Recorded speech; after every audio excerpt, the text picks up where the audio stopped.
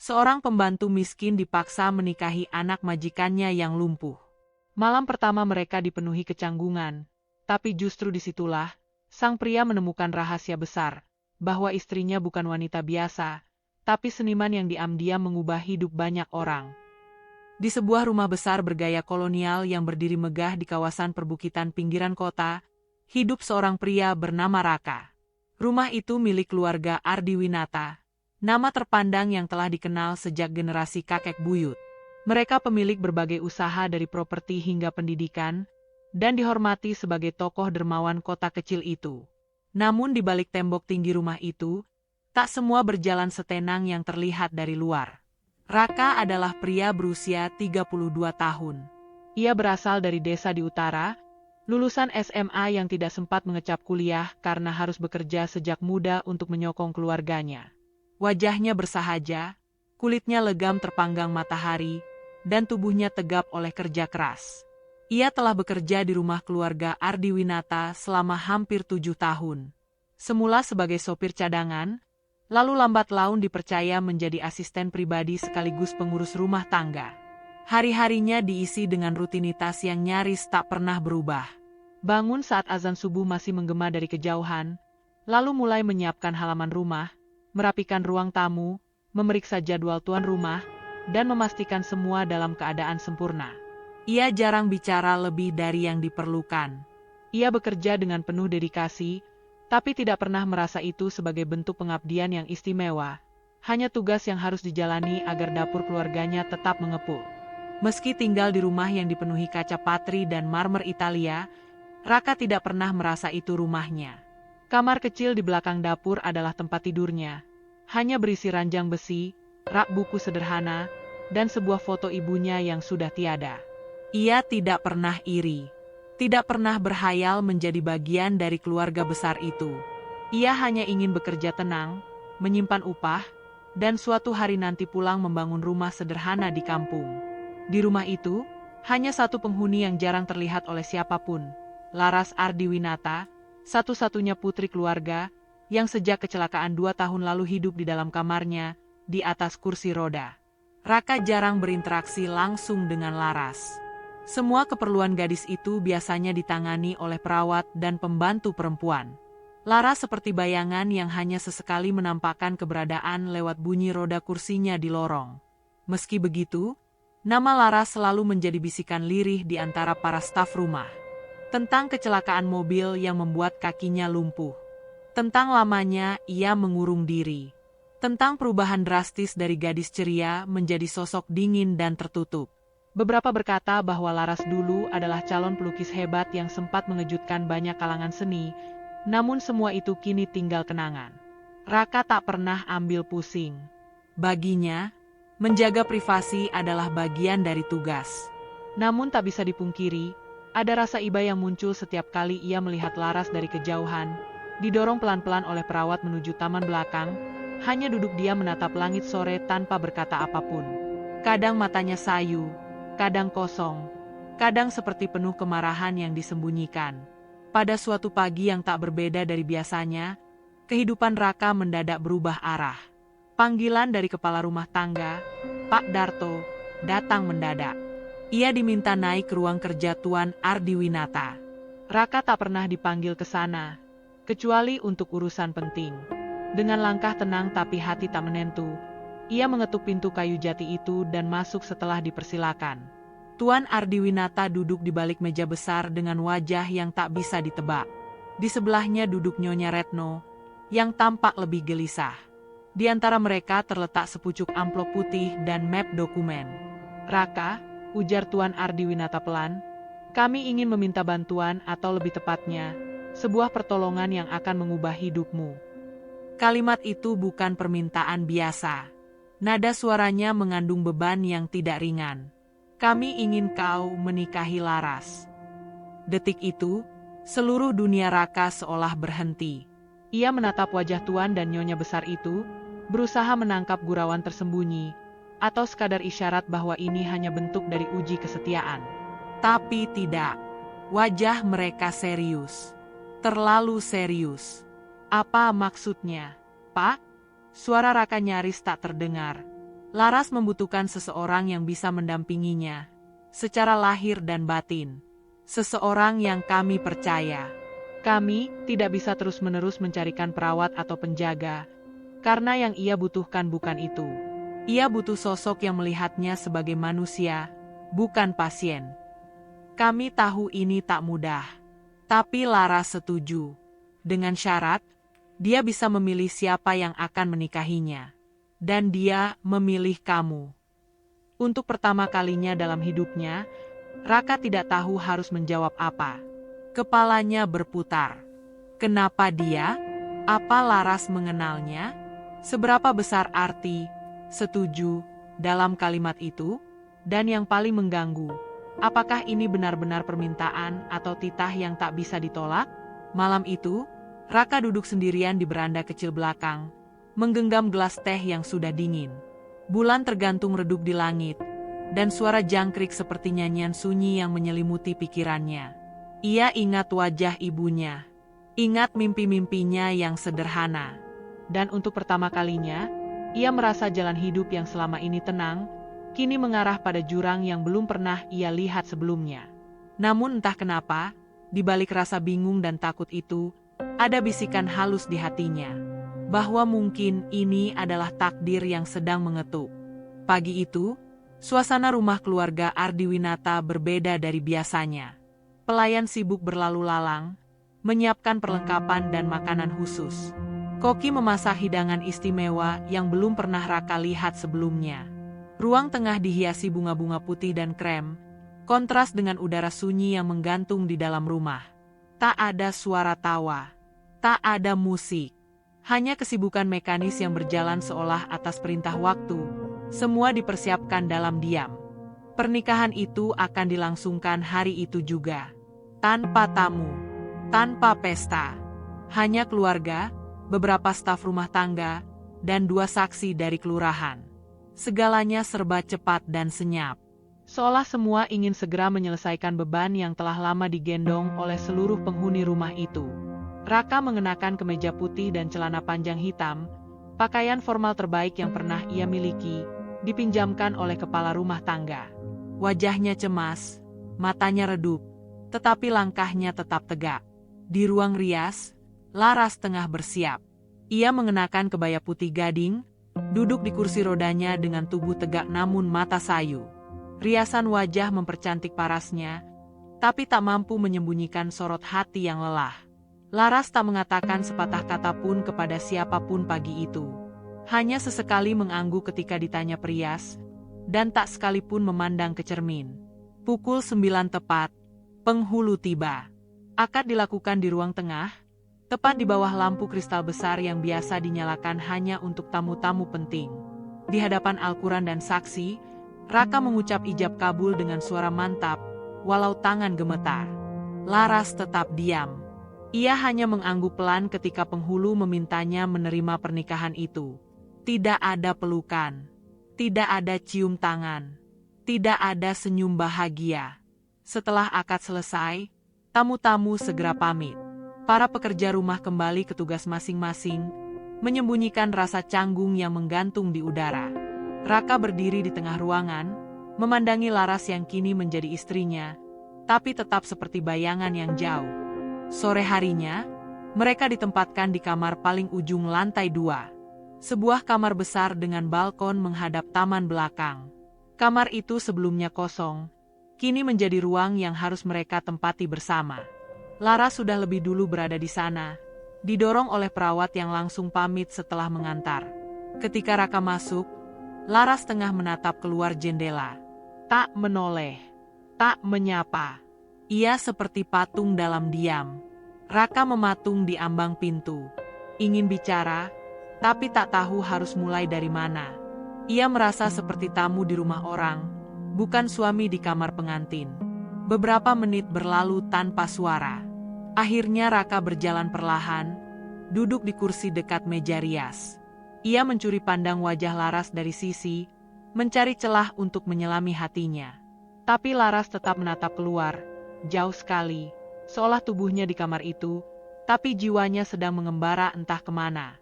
Terima kasih sudah menerima aku. ucap Raka perlahan. Suaranya pelan, nyaris seperti bisikan kepada dirinya sendiri. Laras tak menjawab, tapi kelopak matanya bergerak sedikit. Mungkin mendengar, mungkin tidak. Hari-hari berikutnya, kehidupan pernikahan mereka dimulai dengan penuh kebingungan. Mereka tidur di ranjang terpisah. Raka merapikan tempat tidurnya sendiri, seperti biasa. Ia tak pernah menyentuh barang Laras tanpa izin. Ia tetap membantu di dapur dan halaman, meski statusnya kini lebih dari sekadar pembantu. Tidak ada perbedaan yang signifikan, selain fakta bahwa mereka kini terikat oleh akad. Laras tetap membisu. Ia tidak bersikap kasar, tapi juga tidak ramah. Ia hanya ada, makan, duduk, melamun, tidur. Kadang membaca buku, kadang menulis di jurnal kecil, tapi tak pernah mengajak bicara. Perawat hanya datang saat pagi dan malam.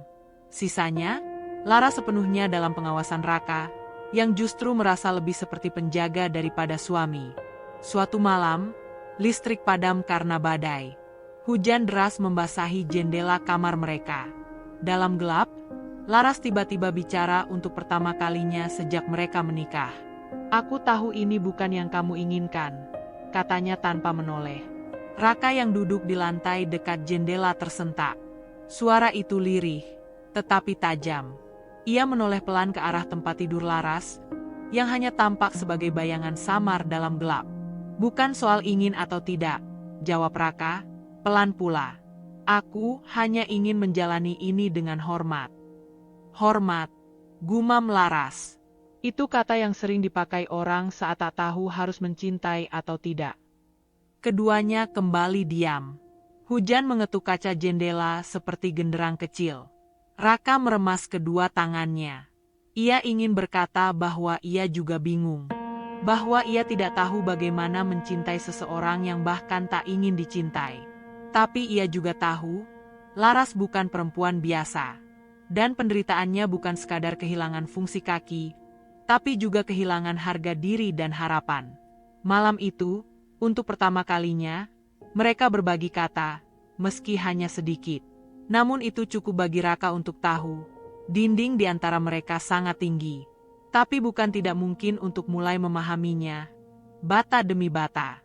Dan di tengah gelap, ia berjanji dalam hati, bukan untuk mencintai Laras secepat mungkin, tapi untuk tidak meninggalkannya. Karena kadang, hal pertama yang dibutuhkan seorang manusia yang terluka adalah keyakinan bahwa ia tidak sendiri. Waktu berjalan pelan di rumah itu, seolah jam berdetak lebih lambat dari biasanya. Setiap pagi dimulai dengan rutinitas yang hampir mekanis. Raka bangun sebelum fajar, menyiapkan teh hangat dan sarapan untuk Laras, lalu membantu mendorong kursi rodanya ke ruang makan. Laras tak pernah meminta, tak pernah menolak, hanya mengikuti, tanpa kata. Hari-hari pertama setelah pernikahan mereka seperti bayang-bayang yang bergerak di bawah cahaya remang.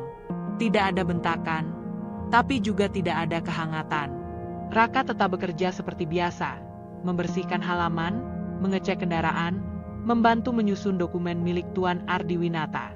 Laras lebih sering mengurung diri di kamar, hanya sesekali keluar untuk duduk di taman belakang. Bahkan di taman pun, ia tak menyentuh bunga atau merasakan hangat matahari di pipinya. Ia hanya menatap kosong, seperti sedang menunggu sesuatu yang tidak pernah datang. Namun malam hari adalah saat yang paling sunyi. Setiap kali lampu-lampu rumah padam dan langit tertutup awan, kamar mereka menjadi ruang yang dingin, bukan karena suhu, tapi karena jarak yang tidak terlihat. Raka tidur di dipan kecil yang diletakkan di sisi kiri kamar, sementara Laras tetap berada di tempat tidurnya, dikelilingi selimut tebal dan aroma mawar dari balsem yang biasa ia oleskan di tangan. Malam pertama mereka sebagai suami istri, yang seharusnya menjadi awal dari kedekatan, justru menjadi ruang pembuktian betapa asingnya mereka satu sama lain. Tidak ada tatapan penuh cinta, tidak ada sentuhan lembut atau bisikan manja. Yang ada hanya dua manusia yang sama-sama kehilangan arah, duduk dalam diam, dan tidur dalam jarak emosional yang tak bisa dijembatani. Pada malam ketiga, Laras mengalami mimpi buruk. Raka terbangun oleh suara isakan tertahan. Dalam remang cahaya lampu tidur, Ia melihat Laras menggenggam selimut erat-erat. Matanya terbuka tapi pandangannya kosong. Nafasnya tersengal, seolah baru saja ditarik dari dalam air. Raka bangkit dan menghampiri pelan. "Laras, kamu tidak apa-apa?" Laras tak menjawab. Matanya masih terbuka, tapi air mata mulai mengalir perlahan di pipinya. Raka berdiri di samping tempat tidur itu, canggung. Ia ingin menyentuh, menenangkan, tapi takut menyakiti. Setelah beberapa detik hening, ia mengambil sapu tangan dari sakunya dan menyodorkannya ke Laras. Perempuan itu menoleh pelan, memandangi tangan Raka yang terbuka. Ia tidak mengambilnya, tapi ia juga tidak menolak. "Maaf kalau aku mengganggu tidurmu," ujar Laras lirih, hampir tak terdengar. "Tidak apa-apa," jawab Raka, mencoba tersenyum.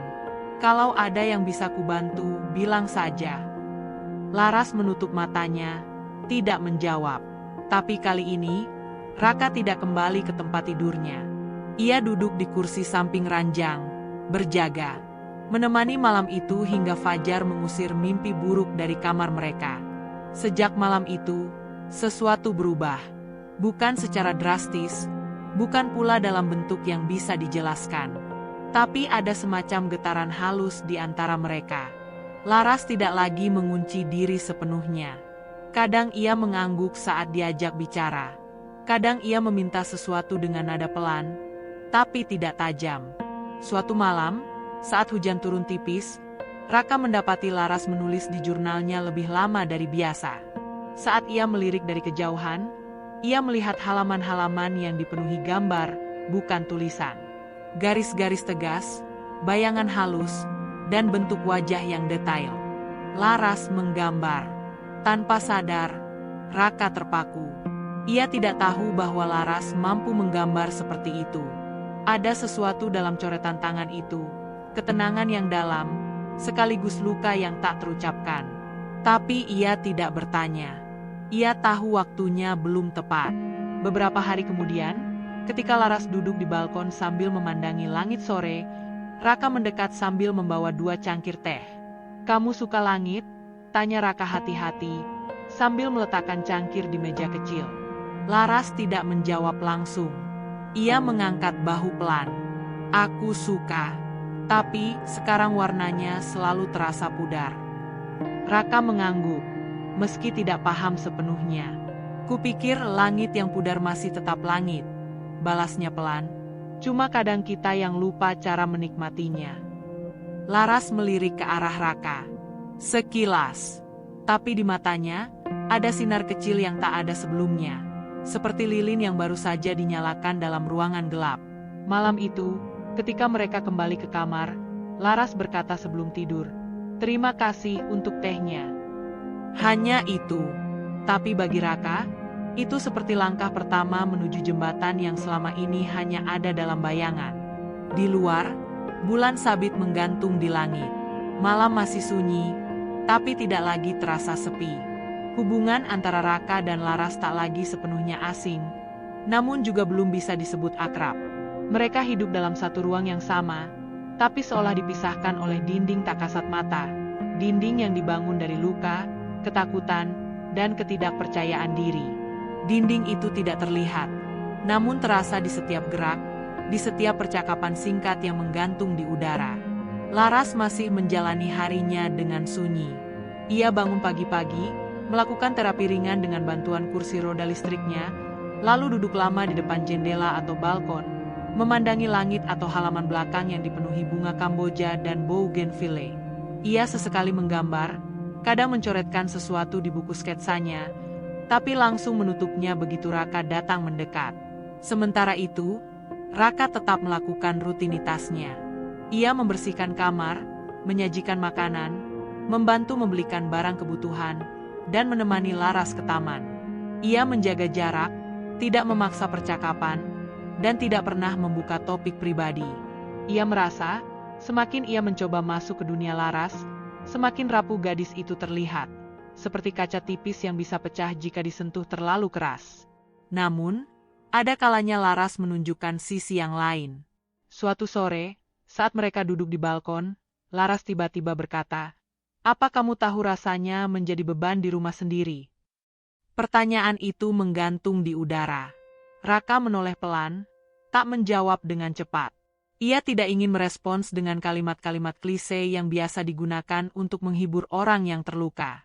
Ia tahu, rasa sakit Laras bukan karena cacatnya semata, tapi karena perlakuan orang-orang di sekitarnya yang selalu memandangnya dengan iba. Aku tidak tahu, jawab Raka jujur. Tapi, aku tahu rasanya tak dianggap penting, walau sudah melakukan segalanya. Laras menatapnya sesaat, lalu mengalihkan pandangan kembali ke langit. Senja mulai merayap turun, mewarnai langit dengan semburat jingga yang perlahan memudar. Kamu tidak perlu pura-pura mengerti, katanya akhirnya. Aku tidak butuh simpati. Aku tidak bersimpati, balas Raka lembut. Aku hanya ada di sini. Kalau kamu butuh seseorang untuk mendengar. Laras diam. Tapi kali ini, tidak lagi terasa dingin. Hanya hening. Hari-hari berikutnya, interaksi mereka perlahan mulai berubah. Tidak besar, tapi cukup terasa. Laras mulai bertanya tentang hal-hal kecil. Apakah bunga Kamboja bisa tumbuh tanpa sinar matahari penuh? Atau bagaimana cara Raka memperbaiki genteng bocor sendiri? Ia mulai menanggapi keberadaan Raka, bukan lagi hanya sebagai bayangan yang lewat.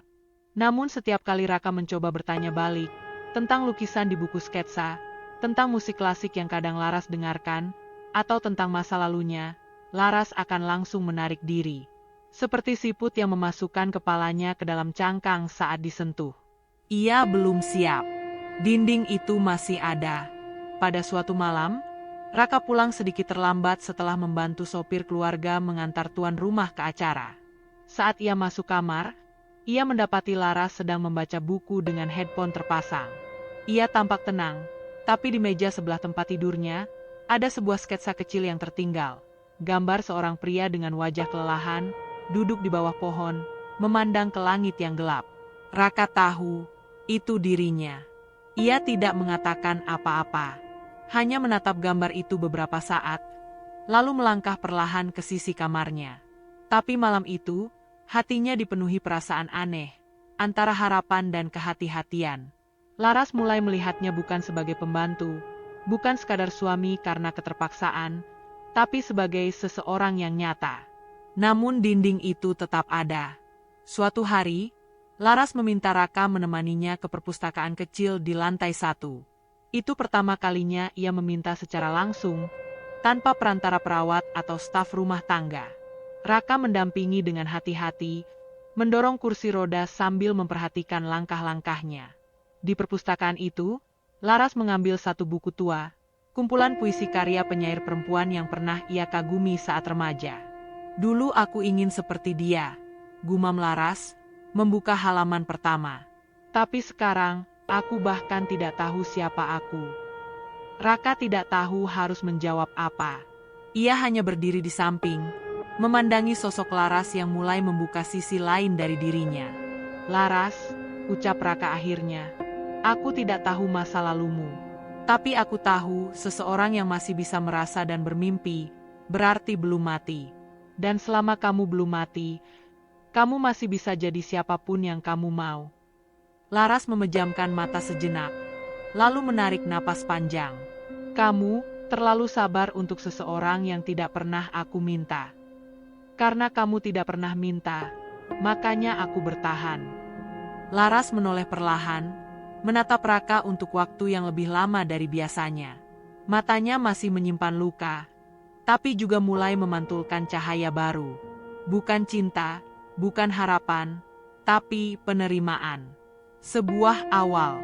Malam itu, mereka kembali ke kamar dengan langkah yang lebih ringan. Dinding di antara mereka belum runtuh, tapi retak-retak kecil mulai muncul. Dan kadang, cinta tidak harus datang dengan guncangan besar.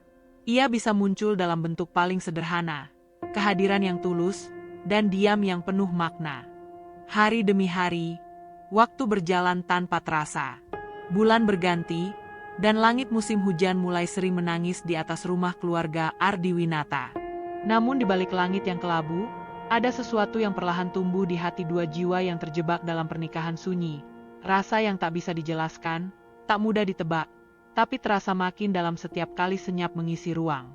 Raka mulai melihat Laras bukan lagi sebagai sosok yang dingin dan rapuh. Ada kelembutan yang tersembunyi di balik sorot matanya, ada kecerdasan yang muncul dalam tiap kalimat pendeknya. Kadang Raka menemukan Laras duduk diam dengan mata yang fokus membaca, atau mengamati pohon yang bergoyang pelan karena angin sore. Pandangannya tampak jauh, namun dalam.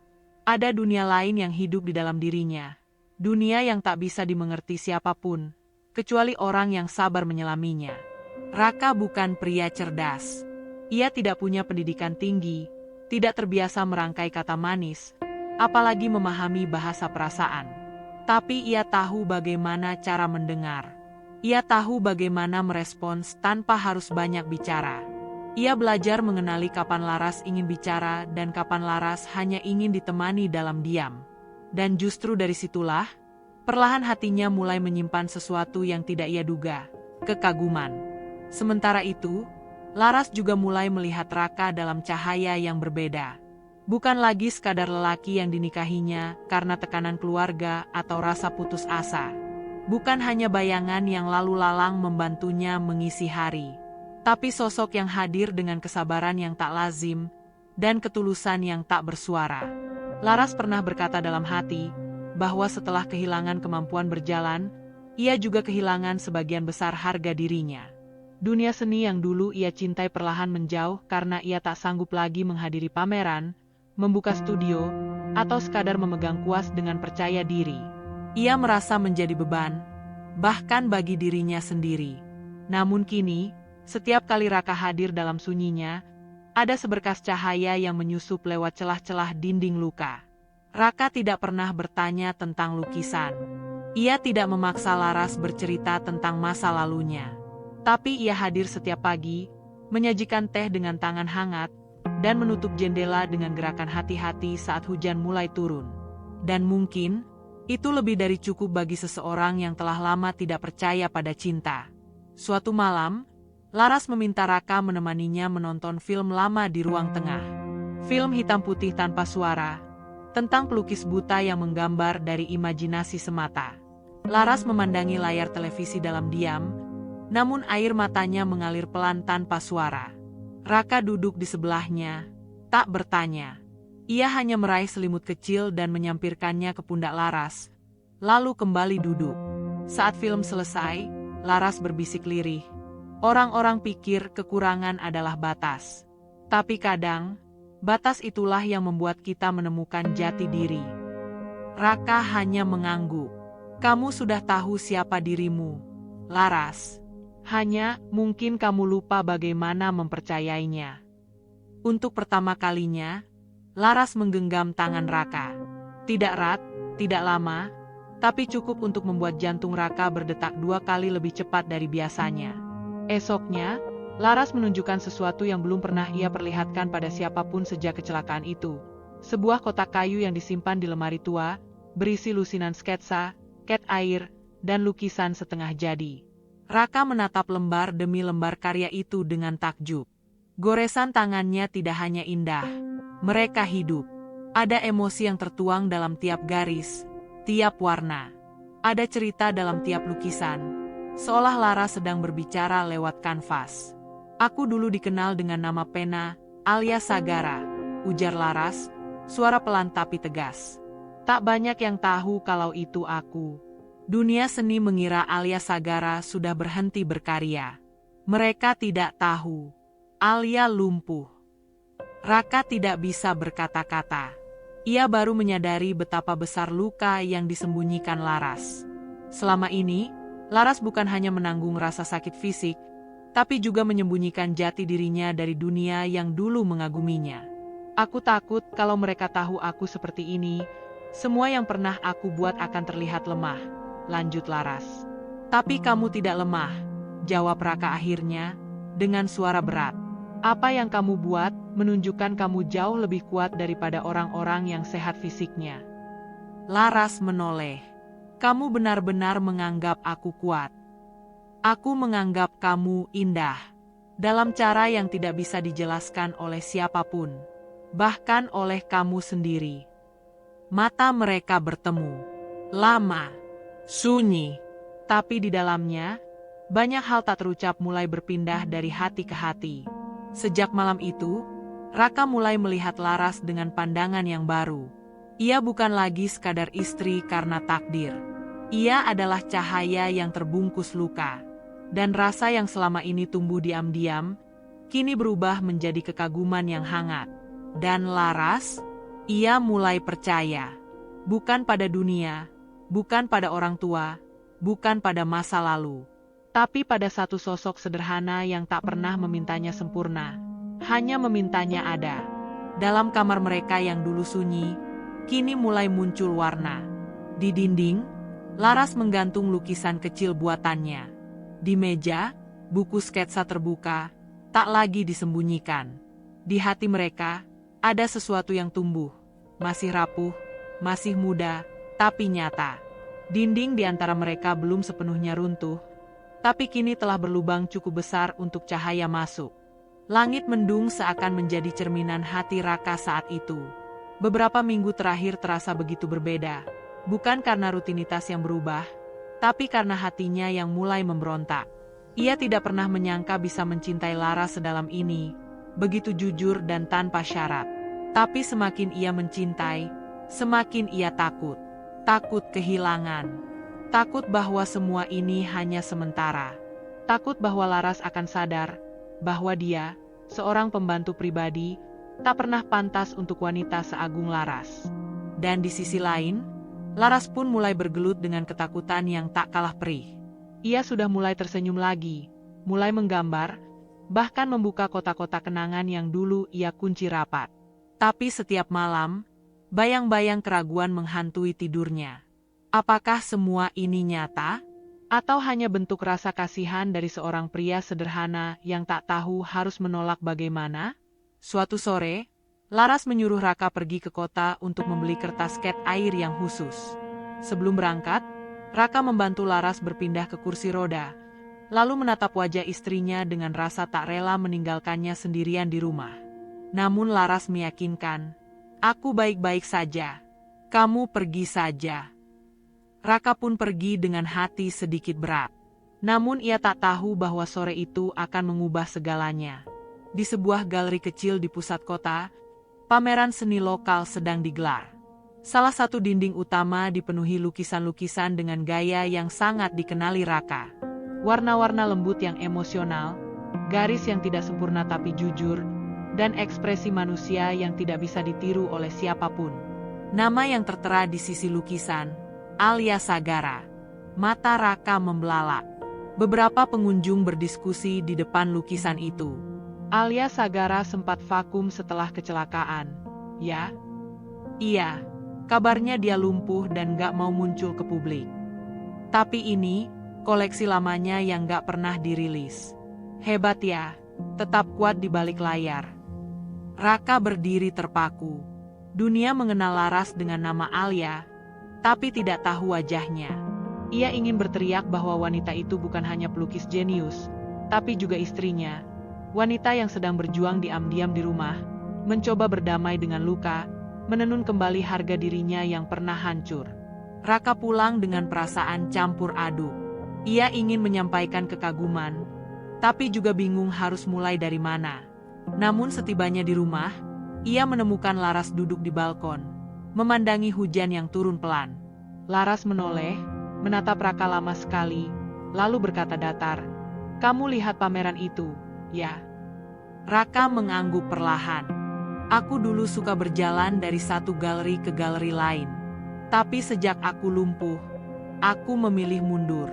Aku tak ingin orang tahu siapa Alia Sagara sebenarnya.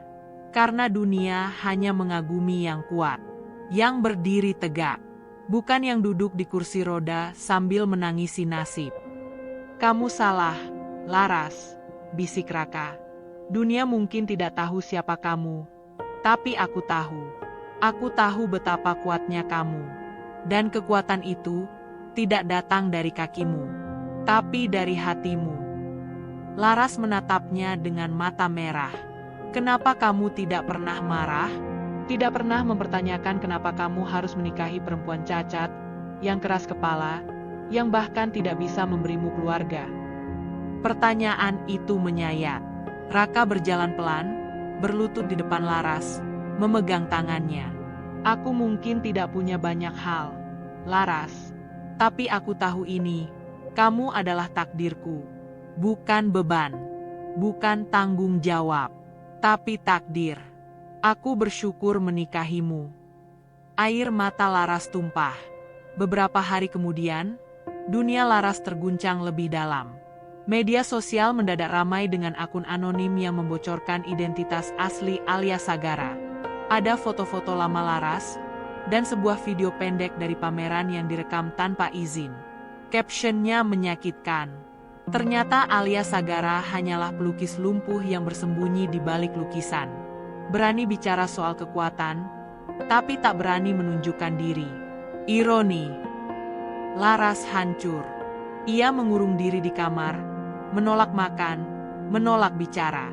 Bahkan tak mau menyentuh kuas. Raka memanggil dokter, tapi dokter hanya bisa berkata, "Ini bukan luka fisik, ini luka harga diri." Raka mencoba segalanya. Memasak makanan kesukaan Laras, membacakan buku, bahkan mendatangkan pelatih seni lama Laras untuk menyemangatinya. Tapi Laras tetap diam. Sampai suatu malam, Raka memberanikan diri menggenggam tangan Laras dan berkata, "Kalau dunia mencemooh kamu karena duduk di kursi roda, aku akan mengangkatmu tinggi-tinggi, Laras. Aku akan biarkan semua orang tahu bahwa perempuan yang duduk ini telah membuatku berdiri lebih tegak dalam hidup." Perlahan, mata Laras yang kosong mulai menangis. Dan untuk pertama kalinya sejak berita itu tersebar, ia berkata, "Kalau begitu, tolong jangan tinggalkan aku." Raka tidak berkata apa-apa. Ia hanya memeluk Laras. Erat, lama. Di luar, hujan turun deras.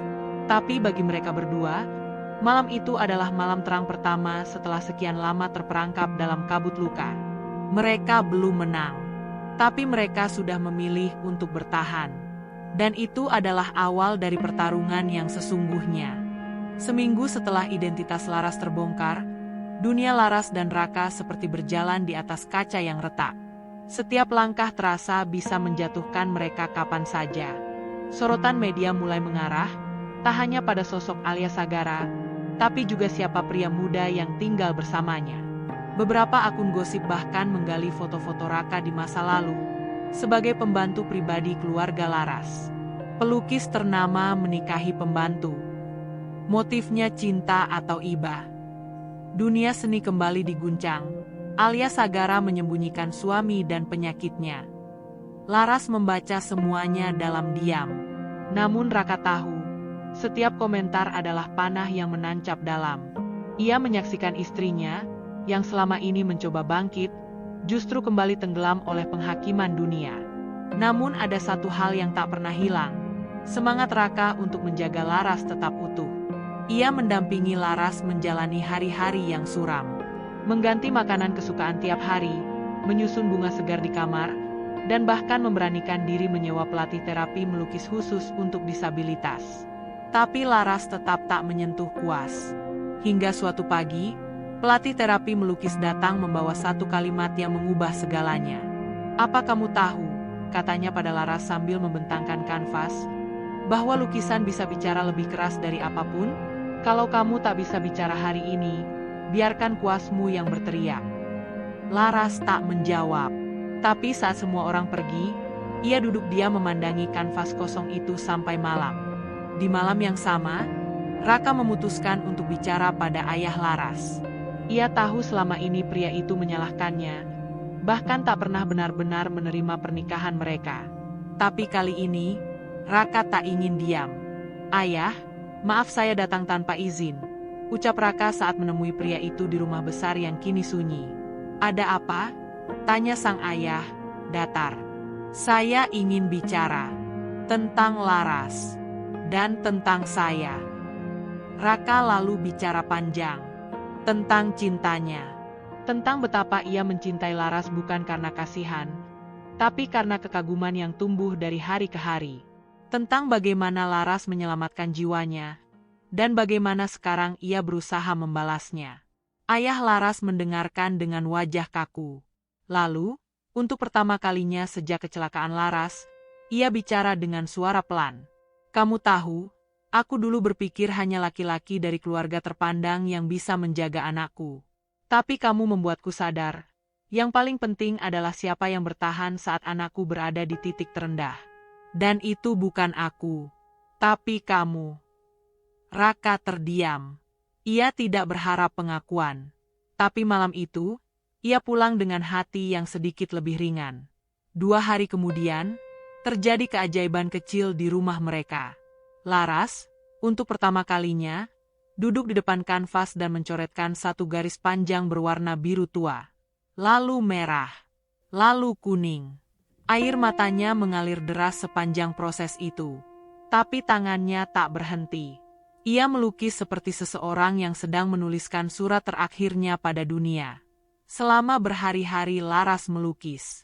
Dalam diam, dalam tangis, dalam kemarahan, dalam rindu. Setiap lukisan lahir bukan dari kehendak, tapi dari luka. Dan Raka, seperti biasa, ada di sampingnya. Tak pernah mengganggu, hanya menjaga. Kadang hanya duduk sambil menyalakan musik lembut. Kadang menyeduhkan teh. Kadang membaca buku sambil diam-diam memperhatikan Laras yang mulai bersinar lagi, meski cahaya itu masih samar. Laras akhirnya menyelesaikan 10 lukisan baru. Tapi kali ini ia tak menandatangani dengan nama Alia Sagara. Ia hanya menulis satu kata di sudut bawah setiap lukisan. "Laras." "Kenapa bukan Alia lagi?" tanya Raka pelan. Laras menatap Raka lama, lalu tersenyum kecil. "Karena Alia adalah bagian dari aku yang dulu. Tapi Laras adalah aku yang memilih untuk bertahan hari ini." Raka menggenggam tangan Laras, mencium ujung jarinya. "Laras yang hari ini jauh lebih kuat daripada siapapun yang aku kenal." Tapi badai belum reda. Seseorang dari masa lalu Laras muncul. Seorang kolektor seni yang pernah dekat dengannya, dulu ketika ia masih berdiri tegak dan tersenyum di galeri besar.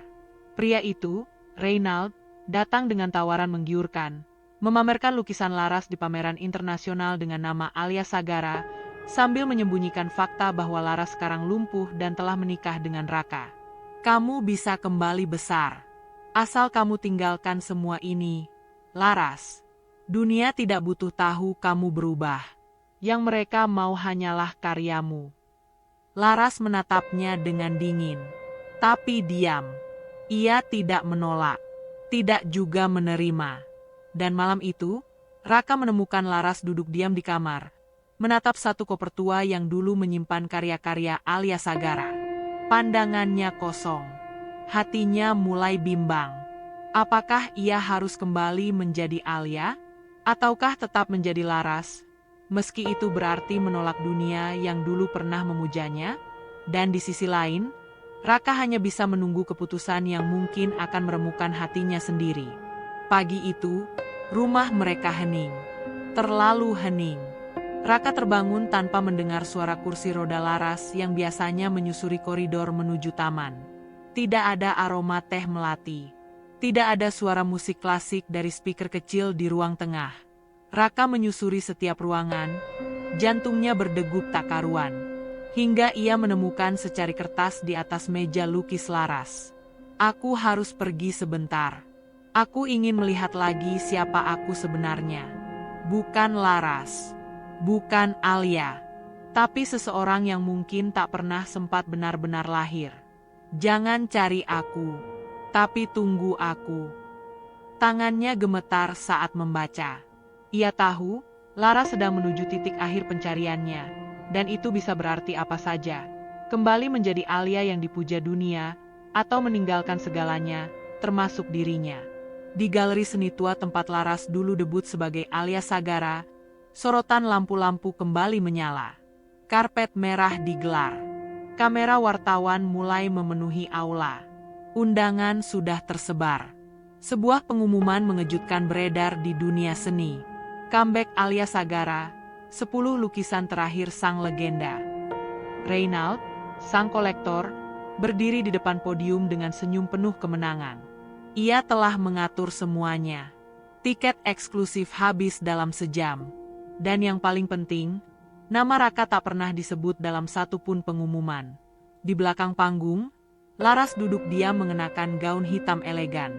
Rambutnya disanggul rapi, makeup tipis menutupi gurat letih. Tapi matanya tak bisa menyembunyikan keraguan. Ia tak pernah merasa sekosong ini. Orang-orang di luar sana bersiap menyambut Alia. Tapi jiwanya terasa ditinggalkan. Reynald masuk ruangan, menatap Laras yang duduk membisu. Semua sudah siap. Ini adalah malammu, ujarnya yakin. Laras tidak menjawab. Ia memandangi lukisan-lukisan yang akan dipamerkan malam itu. Karyanya.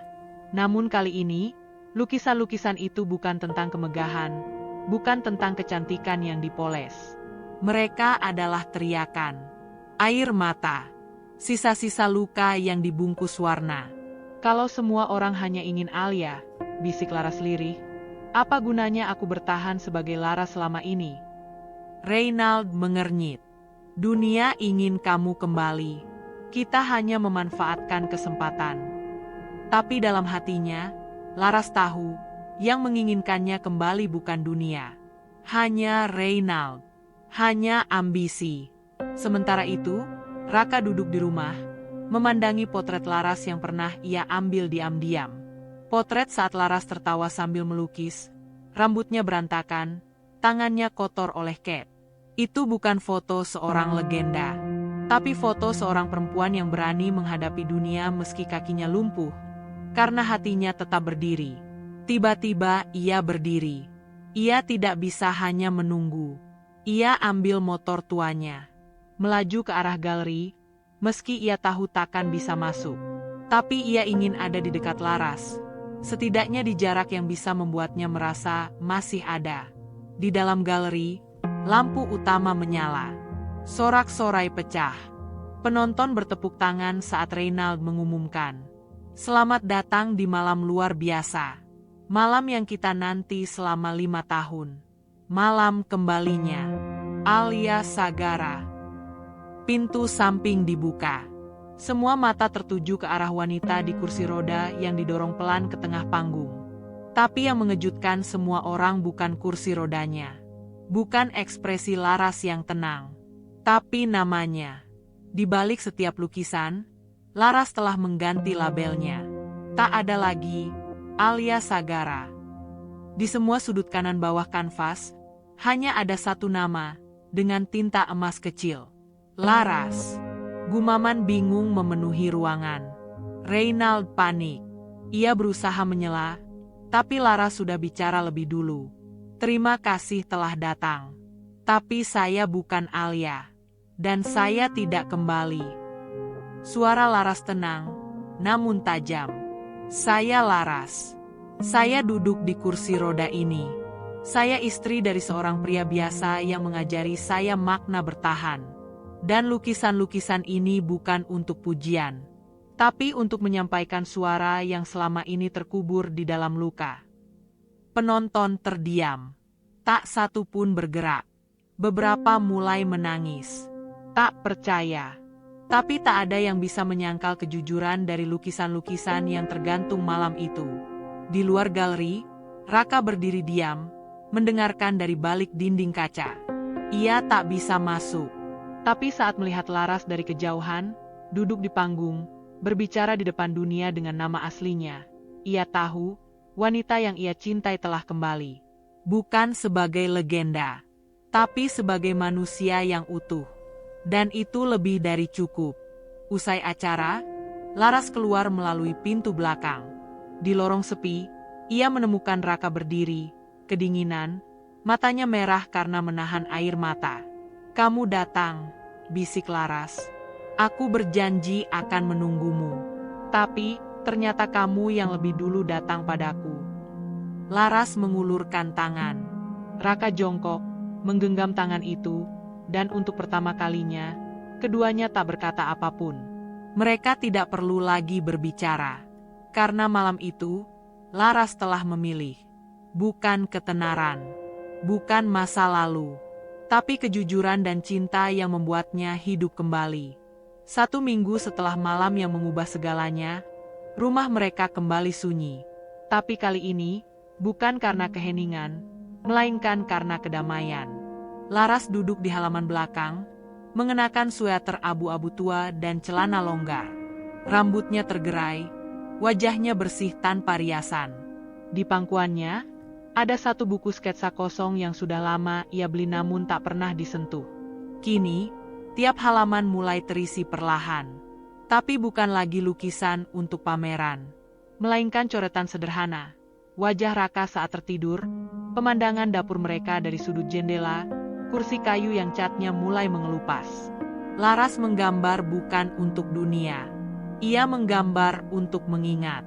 Sementara itu, Raka mulai bekerja kembali.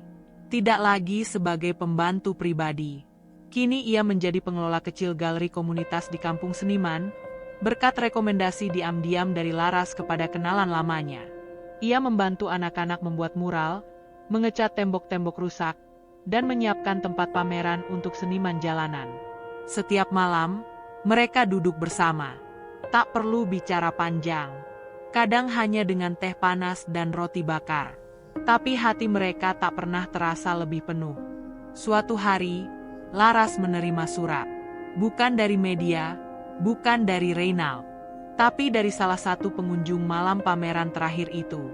Saya datang malam itu karena ingin melihat Alia. Tapi saya pulang membawa Laras dalam hati. Terima kasih karena sudah membuat saya merasa tidak sendirian. Surat itu disertai sebuah lukisan kecil bergaya amatir.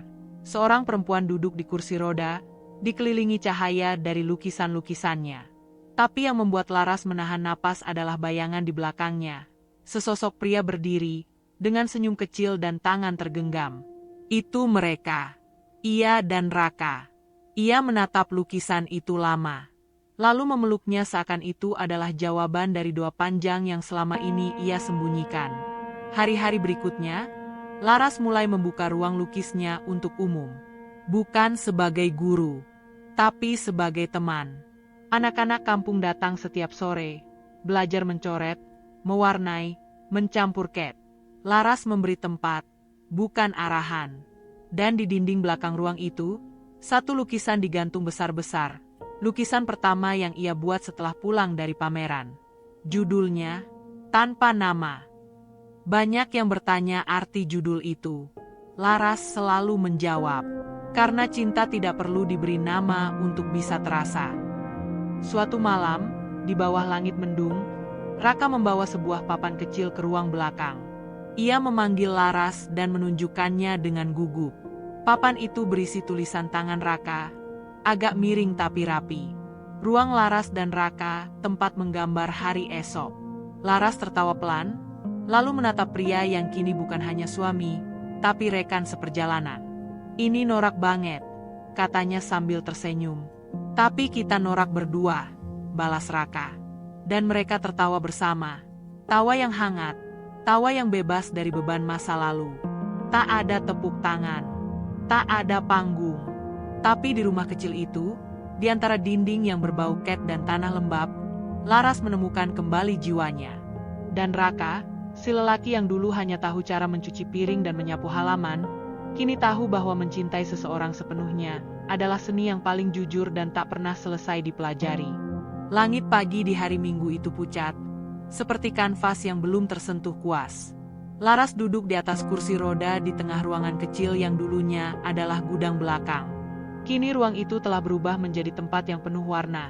Dinding-dinding dipenuhi coretan anak-anak, ada tumpukan kanvas yang belum sempat dibingkai, dan di pojok ruangan, secangkir teh melati mengepul pelan. Hari itu, tidak ada yang istimewa. Tapi bagi Laras, ini adalah hari paling penting dalam hidupnya. Ulang tahun pernikahan mereka yang pertama. Ia tidak mengundang siapapun. Tidak ada pesta. Hanya Raka, satu meja kecil, dan satu lukisan baru yang belum diberi judul. Raka datang membawa sepiring roti bakar dan semangkuk sup jagung kesukaan Laras. Dia duduk di samping istrinya, diam sejenak, lalu berkata, Aku tahu aku bukan siapa-siapa waktu datang ke rumah ini dulu. Tapi kamu membuatku merasa seperti aku penting. Laras menatapnya. Matanya tidak berkaca-kaca. Justru teduh, seperti danau setelah hujan. Aku pun dulu merasa tak punya apa-apa, ucapnya pelan. Tapi kamu datang, dan tanpa sadar, kamu jadi rumah buat aku. Raka tersenyum. Ia mengambil lukisan baru itu dan meletakkannya di depan mereka. Gambarnya sederhana, 2 pasang kaki, 1 berdiri, 1 duduk di kursi roda, menghadap ke matahari terbit di balik jendela. Tapi yang menarik, di tengah lukisan itu, ada cermin kecil yang tertempel, memantulkan wajah siapapun yang melihatnya. Raka terkekeh kecil. Jadi, ini bukan hanya tentang kita. Bukan, jawab Laras. Ini tentang siapa saja yang pernah merasa tak utuh, tapi mau tetap berjalan, meski perlahan. Beberapa minggu kemudian, Laras memutuskan untuk mengunggah semua karya-karyanya ke sebuah blog kecil tanpa nama. Tidak lagi menggunakan nama Alia, tidak juga nama lengkapnya. Ia hanya menulis, perjalanan seorang perempuan yang belajar mencintai dirinya sendiri. Tulisan dan lukisannya pelan-pelan menyebar. Tapi kali ini, Laras tidak takut lagi. Ia tahu, siapapun yang menyentuh karyanya, sedang menyentuh bagian terdalam dari jiwanya yang selama ini ia sembunyikan. Dan karena ia tidak menyembunyikannya lagi, ia merasa bebas. Raka dan Laras tidak kaya. Mereka masih tinggal di rumah kecil peninggalan orang tua Raka. Tapi di sana, cinta tumbuh seperti pohon mangga di halaman. Lambat, kokoh, dan memberi buah tanpa diminta. Setiap sore, mereka duduk di depan rumah, menikmati angin, memandangi anak-anak tetangga bermain. Kadang bicara, kadang diam, tapi selalu bersama. Akhirnya Laras tahu, pameran terbaik dalam hidupnya bukan yang penuh sorotan dan tepuk tangan, tapi pameran yang hanya dilihat satu orang. Pria sederhana yang selalu menatap lukisannya dengan mata yang tak pernah lelah mencintai. Dan Raka pun tahu, kadang, untuk menemukan karya seni paling agung, kita hanya perlu berhenti mencari di luar, dan mulai melihat ke dalam.